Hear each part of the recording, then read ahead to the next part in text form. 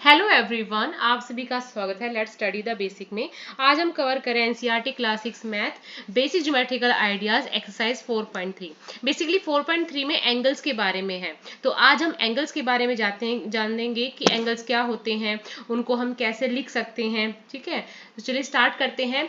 Angles are made when corner are formed. तो angles तब बनते हैं जब कॉर्नर्स मिलते हैं। तो जैसे हमारे पास ये दो रेज हैं, रे पी और रे क्यू। जब ये एक कॉमन पॉइंट पे, इनिशियल पॉइंट पे मिलती है ना, स्टार्टिंग पॉइंट पे, तो ये एक एंगल फॉर्म करती है। जब हमारी रे पी क्यू से मिलती है तो ये एक एंगल बनाती है, एंगल ओ। ओके, जो बीच का पोर्शन बनता है वो बनता है हमारा एंगल, और हम इसको नाम देते हैं एंगल ओ। ओके, क्या नाम देते हैं हम इसको? Angle O. So when two rays starting from a common initial point, it's made an angle. The two rays forming the angle are called the arms of side. So जो ये angles बनाएंगी ना, तो इनको कहेंगे हम arms। क्या कहेंगे हम इसको? arms या side। ठीक है, और क्या कह रहे हैं? The common initial point is the vertex of angle, और इसको क्या नाम देंगे हम? वर्टेक्स। इसको क्या बोलेंगे इस पॉइंट को? वर्टेक्स। सो दीज आर रे पी और रे क्यू, और ये दोनों एक इनिशियल पॉइंट से स्टार्ट होकर क्या फॉर्म कर रही हैं? एक एंगल बना रही हैं। और देखो एंगल को डिनोट कैसे करते हैं? जहां जिस पॉइंट पे एंगल बना है उसको हम हमेशा बीच में रखते हैं, और हम इसको कैसे लिखेंगे? ये साइन है एंगल का। देखो हम ये एंगल ड्रॉ करेंगे, अब हम लिखेंगे angle P O Q. Okay, क्या लिखेंगे? पी ओ क्यू, या लिखेंगे एंगल क्यू ओ पी, क्योंकि बेसिकली जो एंगल है वो एंगल ओ है। ठीक है, P और Q तो सिर्फ रेज हैं जो एक इनिशियल पॉइंट O पे मिल रही हैं। ठीक है, सो हम इसको कैसे लिखेंगे? एंगल P O Q, या वाइस वर्सा मीन्स या एंगल क्यू ओ पी। जिस चीज पे एंगल बनेगा, जिस वाले पॉइंट पे हमारा एंगल बनेगा, उसको हम हमेशा बीच में रखेंगे। बीच वाला जो हमारा पॉइंट होगा वो डिनोट करेगा कि इस पे एंगल बना हुआ है। तो कैसे लिखेंगे इसको? एंगल, ये एंगल का साइन है पी ओ क्यू या angle Q O P. Okay, I hope समझ में आ रहा है कि एंगल्स बनते हैं when two rays starting from a common initial point, and P and Q, these rays known as side, and the common point means vertex. Now let's move on the exercise 4.3. It is a very short exercise. Okay, name the angles in the given figure. अब देखो, अब आप इसमें देखो angle कौन कौन से बन रहे हैं। जहां भी दो रेज आपस में, ठीक है, आपस में एक इनिशियल पॉइंट पे मिल रही हैं, तो वो एंगल्स बनेंगे। तो एक एंगल डी बन रहा है, ठीक है, एक एंगल हमारे पास सी बन रहा है, एक एंगल यहाँ पे बी है।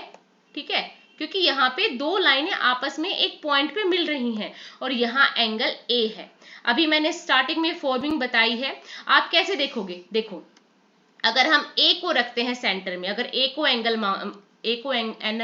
मानते हैं, तो देखो एंगल डी ए बी क्या बनेगा? Angle D A B.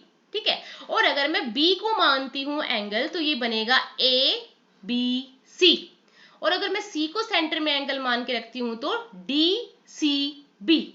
Okay, और अगर डी को एंगल मानती हूं तो सी डी ए। बेसिकली बात यही है, जिस पॉइंट पे एंगल फॉर्म हो रहा है उसको हम बिटवीन में रखेंगे। ठीक है, so this angle D A B, angle A B C, angle B C D और angle C D A. So यहां से हमें पता चल रहा है कि जो एंगल है वो एंगल है ए। ठीक है, एंगल यहाँ पे है बी, यहाँ पे है सी, और यहाँ पे है डी। और बेसिकली अब हमारे पास इनसे पता चलता है कि डी और बी दो रेज हैं, ए और सी भी दो लाइन है। आप लाइन, रे, लाइन सेगमेंट कुछ भी बोल सकते हो। बी डी भी दो लाइंस या रेज हैं। Okay, now move on the next one. In the given diagram name the point in the interior. तो हमने प्रीवियसली पढ़ा था इंटीरियर मतलब जो अंदर बने होते हैं। ठीक है, एक्सटीरियर जो बाहर पॉइंट्स होते हैं, और ऑन जो बाउंड्री पे होते हैं। ठीक है, अब ये कहता है an interior of angle D O E. अब यहां से देखो, यहाँ पे हमारे पास होना चाहिए एंगल ओ। क्या होना चाहिए हमारे पास यहाँ angle O. Okay,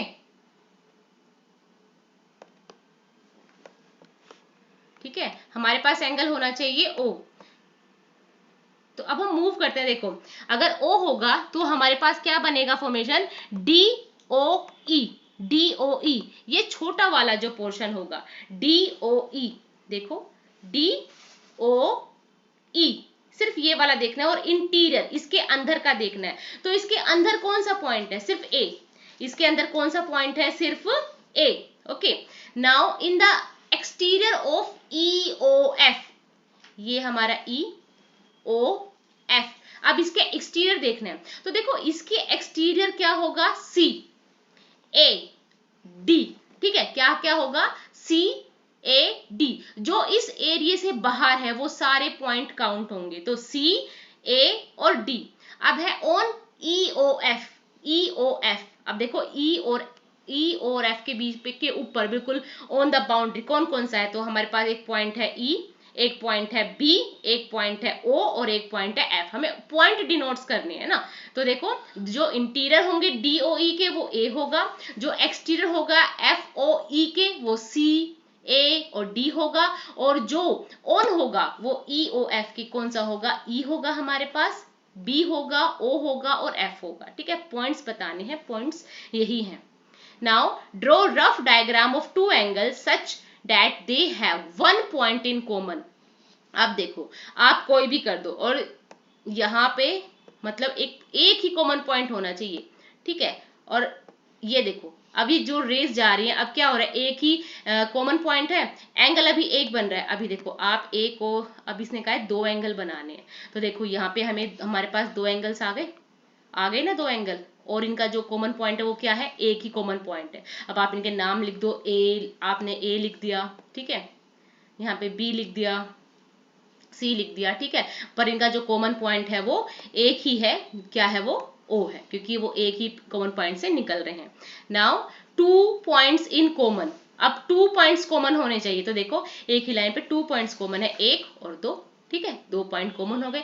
3 points common में आप एक ही लाइन पे 3 पॉइंट्स कॉमन कर दो, 1 2 3। अभी क्वेश्चन को ध्यान से पढ़ो, draw rough diagram of 2 angles. हमें 2 एंगल्स का क्या बनाना है, रफ डायग्राम बनाना है। तो कम से कम हमारे पास 2 एंगल या 3 एंगल तो होने ही चाहिए। ठीक है, 2 या 3 एंगल्स तो होने ही चाहिए। अब उस पर पॉइंट डिनोट करना है, तो देखो एक पॉइंट यहाँ हो गया, ठीक है, एक पॉइंट यहाँ हो गया, ठीक है। अगर हमें बोलता है 2 पॉइंट डिनोट करने हैं, तो हम एक ही उस पे 2 पॉइंट डिनोट कर देते हैं। अगर 3 बोलता है तो एक ही लाइन पे हम 3 पॉइंट डिनोट कर देते हैं। 4 बोलता है तो 4 डिनोट कर देते हैं। ठीक है, सो 3 पॉइंट्स इन कॉमन आप बनाइए, एंगल बनाइए 2, और उसके बाद एक ही लाइन पे 3 पॉइंट्स को लोकेट कर दीजिए। नाउ 4 पॉइंट्स इन, अब 4 पॉइंट बना दो, 1 2 3 4, उनको नाम दे दो M N P B, है ना। 1 रे इन कॉमन, बस रे तो आपको पता ही है कि रे से तो हमारा जो एंगल बनता ही है, तो आप ऐसे स्टार्ट करके, और ये आपकी रेज हो गई। ठीक है, ये आपकी रेज हो गई, और इनका जो कॉमन पॉइंट है वो 1 है। ठीक है, ये हमारी रेज है। आप रेज का आप इसको थोड़ा सा ऐसे कर दीजिए, ये हमारा क्या हो गया, इनिशियल पॉइंट O हो गया। ठीक है, नेमिंग देना बहुत जरूरी है, क्वेश्चन को ढंग से पढ़ना बहुत जरूरी है। आई होप आपको एंगल वाला चैप्टर समझ में आया होगा। अब हमारा 4th चैप्टर भी खत्म हो गया है, तो ऐसी और वीडियोस के लिए प्लीज सब्सक्राइब करें। ठीक है, thank you for watching everyone.